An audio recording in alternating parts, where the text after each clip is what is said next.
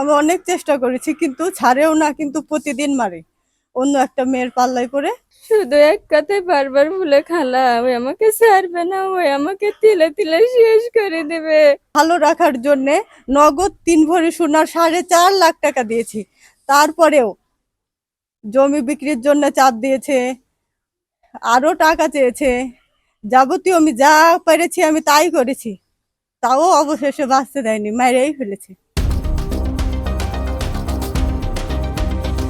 রাজশাহী নগরের ২৯ নম্বর ওয়ার্ডে পরকীয়ার জেরে গৃহবধূ রিয়াকে পিটিয়ে হত্যার অভিযোগ উঠেছে স্বামী ও শ্বশুরবাড়ির লোকজনের বিরুদ্ধে। নিহত রিয়া মোহাম্মদ রমজান আলীর মেয়ে। এ ঘটনায় স্বামী মিজান পলাতক রয়েছে বলে অভিযোগ করেছেন স্বজনরা। পরিবারের অভিযোগ, গত ১৩ মে রাত আনুমানিক ১১টার দিকে রিয়াকে মারধর করা হয়। পরে গুরুতর অসুস্থ অবস্থায় তাকে রাজশাহী মেডিকেল কলেজ হাসপাতালে নেওয়া হলে কর্তব্যরত চিকিৎসক মৃত ঘোষণা করেন। স্থানীয় সূত্রে জানা যায়, রাজশাহী নগরীর ২৯ নম্বর ওয়ার্ডের বাসিন্দা মোহাম্মদ রমজান আলীর মেয়ে রিয়ার সঙ্গে ২৮ নম্বর ওয়ার্ডের বাসিন্দা শুক্তার আলীর ছেলে মিজানের প্রায় ৬ বছর আগে বিয়ে হয়। তাদের সংসারে মাহির ও মুনতাহিরা নামে ২ সন্তান রয়েছে। বিয়ের ১ বছর থেকে রিয়ার উপর নির্যাতন শুরু হয় বলে অভিযোগ পরিবারের। আমার মেয়ের বিয়ে দিয়েছি 6 বছর হলো, 1.5 বছর হয়তো খুব জোর ভালো ছিল, তারপর থেকে প্রতিদিন মারে, প্রতিদিন মারে। আর আমার মেয়ে খালি আমাকে বলে যে, মা এরকম ঘরে না বিয়ে দিয়ে যদি তুমি রিকশাওয়ালার ঘরে বিয়ে দিতা।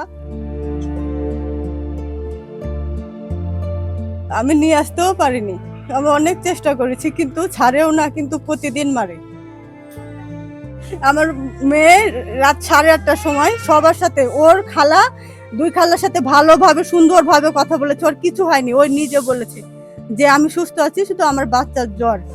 আর রাত 11টার সময় সালাম ডাক্তারের বেটা গিয়ে ইনজেকশন করতে পারেনি, বলেছে হার্টবিট বন্ধ হয়ে গেছে। এই 2 ঘন্টার মধ্যে এমন মার মেরেছে যে মরে গেছে। নিহতের পরিবারের দাবি, দীর্ঘদিন ধরে রিয়াকে অমানবিক মারধর ও নির্যাতন করা হতো। কয়েক মাস আগে সন্তানসহ তাকে বাড়ি থেকে বেরও করে দেওয়া হয়। নিহতের মা অভিযোগ করেন, মৃত্যুর দিন রাত 8:30টার দিকে জমি বিক্রি নিয়ে পারিবারিক বিরোধের ঘটনা ঘটে।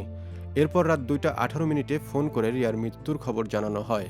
তিনি আরও বলেন, ভোর 4টার দিকে জানতে পারি রিয়া মারা গেছে। তখন দেখি কাপড়ে জড়ানো অবস্থায় রাখা হয়েছে। পরে আমি থানায় যাই এবং পুলিশ নিয়ে আসি। প্রাথমিক অবস্থায় মেয়েটার এসপিটি ও মানে হার্টবিট বুকের বেশি ছিল অতিরিক্ত, এবং মৃগী রোগের মতো আচরণ ছিল। প্রাথমিক পর্যায়ে তার পেটে প্রচুর ব্যথা ছিল এবং গলার এখানে কিছু চিহ্ন ছিল, 2-1বার বমি করছে কথা বলছিল। আমি বডিটা ছেড়ে দিয়ে আসি এবং প্রাথমিক ট্রিটমেন্ট দিয়ে আসি। তাদের মধ্যে ঝামেলা হয়েছিল দীর্ঘক্ষণ ধরে, আমাকে এ কথাটা বারবার নোটিশ করে। আর আজ থেকে প্রায় 25 দিন আগে তার মামা লিটন ভাই সহ হাত কেটে নিয়ে আসছিল। হ্যাঁ, প্রায় 6-7টা সেলাই করি এবং তাদের মধ্যে স্বামী স্ত্রীর মধ্যে দ্বিধাদ্বন্দ্ব মানে মাঝে মধ্যে হয়ে থাকে, এবং সেই দিনটাও একটা বড় সময় ধরে ঝামেলা ছিল। নিহতের খালা পাখি জানান, গত রাতেও আমার সঙ্গে ফোনে সুস্থভাবে কথা বলেছে রিয়া। এ ঘটনায় নিহতের মা বাদী হয়ে মতিহার থানায় একটি হত্যার জিডি দায়ের করেছেন। পরিবারের অভিযোগ, স্বামী মিজান, তার বাবা শুক্তার আলী ও পরিবারের সদস্য তানজিলা বিভিন্ন সময় হুমকি দিয়েছেন। এমনকি ভাতের হোটেল পুড়িয়ে দেওয়ার হুমকিও দেওয়া হয় বলে দাবি স্বজনদের। ভালো মেয়ে, আমি বারবার জিজ্ঞাসা করছি, আম্মু তোমার কিছু হয়েছে? বলছে না, কিছু হয় না, আমার মেয়ে কালকে সুন্দর করে সাজে গুজেছিল। আমার মেয়েকে জিজ্ঞাসা করছি যে, নানু তোর মাকে কি মারে? আমার আব্বু আমার মাকে এখনো মারে। এর বিচার চাই, ফাঁসি চাই আমার মেয়ে। আরে